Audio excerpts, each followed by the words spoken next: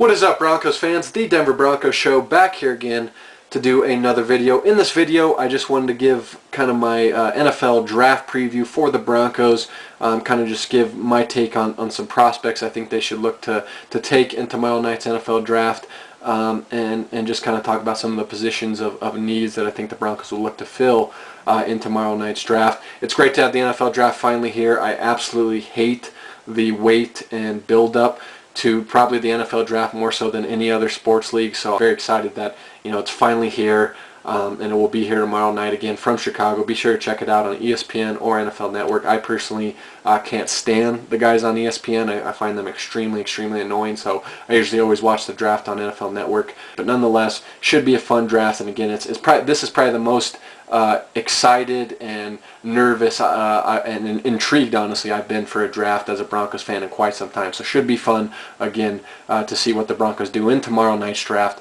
which will be from Chicago. Be sure to check it out again on ESPN or the NFL Network. So now getting into this preview here for the Broncos, starting with the fact that the Broncos have a ton of picks in this draft. You love seeing that as a Broncos fan. We have 10 total picks in the 2016 NFL draft, so we have a lot of ammo if we want to move up, if we want to move down, and acquire even more picks. If we want to go out and get a veteran player, we could do that. You like seeing the Broncos have options, and again, having 10 total picks, that's great. Be interested to see how the Broncos utilize those 10 total picks that they have. It'll be interesting to see if the Broncos kind of continue this defensive trend that they've had over the last 5 years, at least with their first pick. The Broncos in the last 5 drafts have selected a defensive player with their first overall selection. So be interested to see if that trend continues here in the 2016 draft.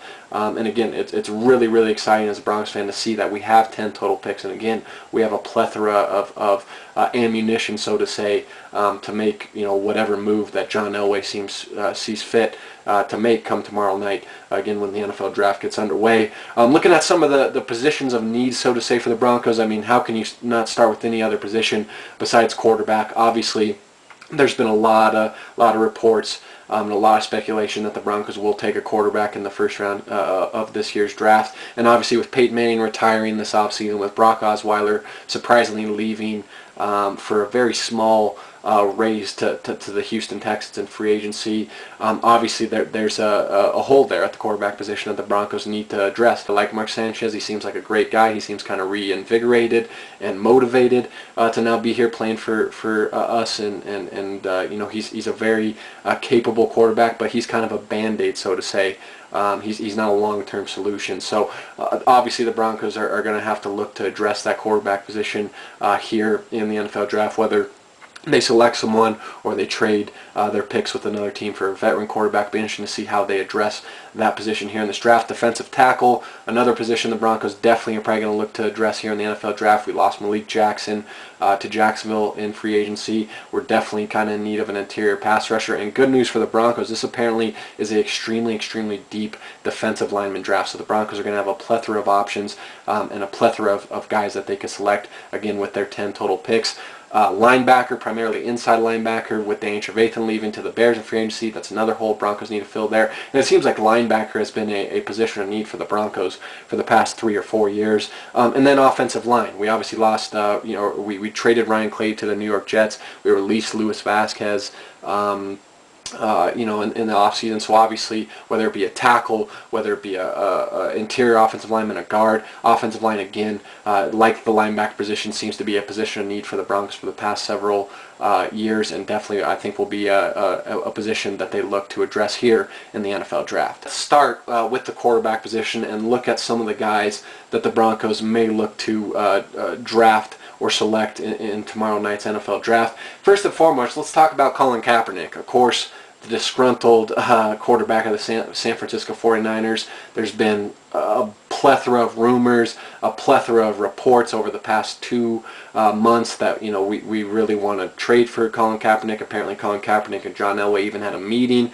had a couple different meetings in California discussing kind of his contractual situation, and apparently Colin Kaepernick didn't want to take a pay cut, so that kind of stalled the talks. And there's obviously some turmoil going on between him and the Niners front office, but I believe Trent Baalke, San Francisco's GM, I think it was either yesterday or the day before, mentioned that it's very plausible that Colin Kaepernick could be traded either today or on draft night or sometime within the draft. So obviously that's definitely still an option that's on the table. Personally, as a Broncos fan, I couldn't be more sick of hearing about Colin Kaepernick. I really could care less if we trade for him or not. I like Colin Kaepernick. He seems like an okay guy. I think his ego has kind of gotten in the way of his progression as a quarterback, but I also think he's been in an extremely terrible position for at least the past 2 years in San Francisco with all the change and kind of crap that's going on there. But I find it very interesting that the Niners want to trade him when they signed Chip Kelly. You would think Kaepernick is kind of a perfect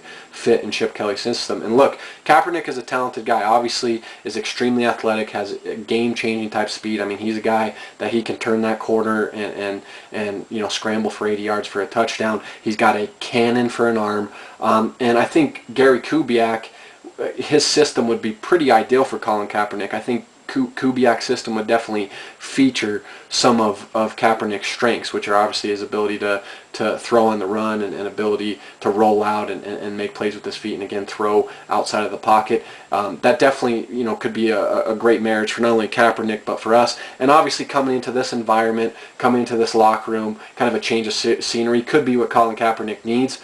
And coming to the defending Super Bowl champions, coming to our locker room with the guys that we have, it could be a great fit for him. But at this point, I'm just kind of sick of hearing about Colin Kaepernick. Whether the Broncos make that trade for him during the draft, who knows? But that's definitely an option that's on the table. Now, looking at some of the guys that we may select, you got to start with Paxton Lynch, of course, quarterback out of Memphis. He's a guy that's been linked to the Broncos throughout the draft process. But given the recent trades that we've seen with the Rams trading up to the first overall pick and then the Eagles trading up to the second overall pick, Paxton Lynch's probably draft stock is skyrocketed higher than probably anybody else. I mean, there's probably no way in hell that he falls to 31. But you look at Paxton Lynch again out of Memphis. This is a guy, great size, 6'7", 244 pounds. He's a great athlete, had a 36-inch vertical, which is pretty crazy at the combine. He's got a huge arm. He can make all the throws.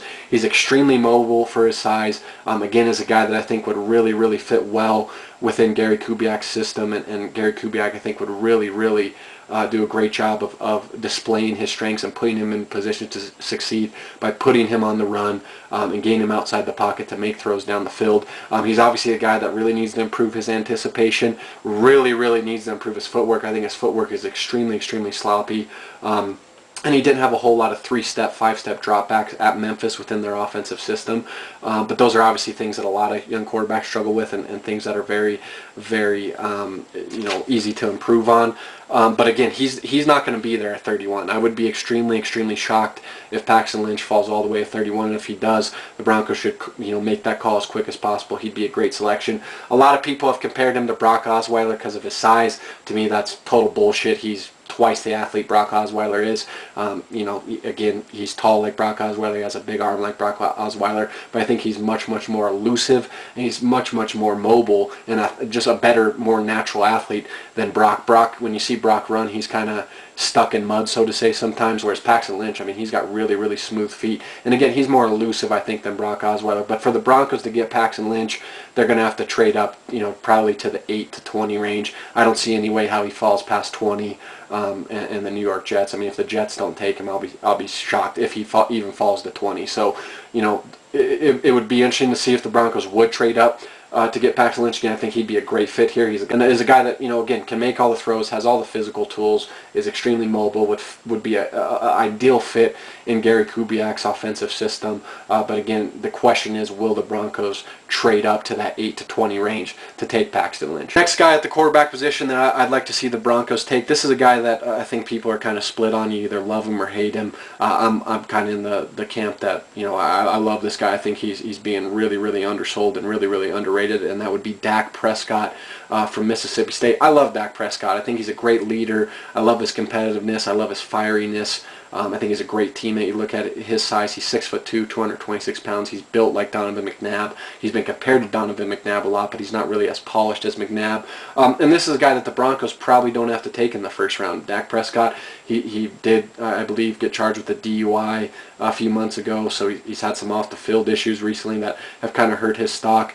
And he's a guy that, you know, is being expected to go in the second or third round. The Broncos have, of course, the 63rd pick in the second round, and then they have 2 picks in the third round, 94 and 98. So, you know, he's a guy that you get great value with. You know, you don't have to take in the first round. You can take another position, wait the second or third round to get your quarterback. And again, is another guy that I think fits extremely, extremely well in Gary Kubiak's system, because Gary Kubiak's system plays to his strengths. You know, is a guy that is you know, got great physical tools, has a big arm, has great legs, is a physical runner. Again, you know, he's been compared to Donovan McNabb. I kind of see him as kind of a cross between Russell Wilson and Cam Newton. He's not probably as physically as talented as Cam Newton, and obviously he's not as big as Cam Newton, and he's probably doesn't have the football IQ or elusiveness that Russell Wilson has, but he's kind of a tweener in between those guys. And he's a guy that obviously he desperately needs to improve his footwork. He desperately needs to improve his anticipation. His pocket poise really was concerning last year at Mississippi State, but that kind of had to do with the fact that he's playing behind a really shit offensive line there in Starkville. And obviously needs to improve his awareness. And again, you kind of have the off-the-field issues, and you know that can be somewhat of a concern. But I think Dak Prescott, this will be a great situation for him. I think it'll be a great situation for Denver. I think his upside is extremely high. I think he's going to be a very good starting quarterback one day in this league. And again, is a guy that if you take in the second or third round, you get great value at. You don't have to take in the first round, and a guy that doesn't have to start day one. I mean, you can play him behind Mark Sanchez, let him learn from a guy like Mark Sanchez, who really has matured over the past few years and has become kind of a pro's pro. And again, I just think it would be a great situation for Dak, great situation for Denver, and honestly, he'd probably be the ideal guy I'd like to see the Broncos take in terms of, you know, to fill that quarterback void, because again, you don't have to take him in the first round. You can take him in the second or third round, and again, he's a great competitor, great leader, fiery guy, and a guy that I think fits extremely well once again in Gary Kubiak's offensive system. Last 2 quarterback prospects I'm going to talk about here. We got Connor Cook out of Michigan State and Christian Hackenberg out of Penn State. These are 2 guys that I've seen linked a lot, at least, you know, in the past week or so, to the Broncos. I've seen a lot of mock drafts have us taking Connor Cook with the 31st pick in the first round. I would absolutely, I'm just going to say this right now, I will vomit if we take Connor Cook or Christian Hackenberg in the first round of this draft. I think that would be an extremely desperate move by John Elway, and I think it'd be an extremely idiotic selection to take either one of these 2 quarterbacks who are extremely flawed, especially in the first round. 2 guys in Cook and Hackenberg that I think are extremely overrated, and they're getting pushed up the board because, again, the Rams and Eagles trade up to number 1 and number 2, and you know they're both going to take quarterbacks and take Goff and Wentz, so they're getting pushed up the board because of, you know, trades, and I hope the Broncos don't kind of fall in that trap. So I'm not really big on Connor Cook and Christian Hackenberg. Again, if we take them in the later rounds of the draft, I'd be more warmer to it. But the guys that I'm really zoning in on at the quarterback position in terms of prospects that I'd like to see the Broncos take, of course, again, Paxton Lynch out of Memphis, you're going to have to trade up for him, and then maybe take Dak Prescott in that second or third round. I think he'd be a really good fit, you know, here in Denver. And then, of course, you got the whole, you know, Colin Kaepernick potential trade, which is the wild card in all of this. So that's just kind of the quarterback position. Again, some of the prospects at the quarterback position that I think the Broncos should maybe look to target in this year's draft. Now going to the defensive tackle position and looking at some guys that the Broncos may look to take to replace Malik Jackson. You got to start with the defensive tackle duo out of Alabama, of course, A'Shawn Robinson and Jerron Reed. Starting with A'Shawn Robinson, you look at him, 6'4", 307 pounds, got a great body at 307 pounds. He's a run stuffer. He's a space eater. He's a great locker room presence. Is a guy that would definitely probably be an upgrade over Sylvester Williams day one, and again would be a very great character guy to add to our locker room. But he's kind of, you know, a basic pass rusher. He's really not going to replace a lot of the interior pass rushing presence and kind of that push, so to say, that pocket push that you lose with Malik Jackson. But again, as a guy that at 31 definitely could consider and would be an upgrade at the defensive tackle position over the guys that we currently have. Jerron Reed, on the other hand, of course, the other defensive tackle out of Alabama, he's 6'3", 307 pounds, almost identical size, excuse me, to A'Shawn Robinson, his teammate. Is an elite run defender. He's also not a great pass rusher. But again, as a guy that is probably an upgrade over Sylvester Williams. He's a better at stuff in the run than his teammate A'Shawn Robinson. and is a guy that, you know, again would come in, eat some space, and be an upgrade at the defensive tackle position, but doesn't quite give you that pass rushing presence that you're looking to replace that Malik Jackson gave you. Got Robert Nkemdiche out of Ole Miss, probably one of the more bigger enigmas of this draft, a guy that, you know, has top 10 talent but has a ton of off the field issues. And there's some, you know, questions about his work ethic and his consistency on tape. Again, is a guy from a physical standpoint. You hear everyone talk about it. Nkemdiche, you know, has all the physical tools to be a monster in this league. He's got a great body. He's got great speed. He's good against the run, but he doesn't always quite produce, so to say, on tape and on the field, and his consistency level, it's not the same as his physical talent and physical skill set. But Nkemdiche is a guy that I love. He's a great pass rusher. He's an elite athlete. He's a guy that would definitely, I think, help replace kind of that pass rushing presence that you lose with Malik Jackson. And is again a guy that if you take at 31, that's, you know, not a huge reach. Again, this was a guy that a lot of people thought was going to be a top 10 talent and a top 5 pick, and people still are saying he's a top 10 talent. He just doesn't always bring it every snap, and again, there's a consistency issue with him, and then you got all the off the field issues and a work ethic issue. But I think, like Shane Ray last year, even the year before that with Bradley Roby, John Elway has shown that he's not scared to take guys like this that have off-the-field issues or, you know, consistency concerns. And obviously Bradley Roby has just flourished here in Denver. Shane Ray is, you know, I think in for a big year next year.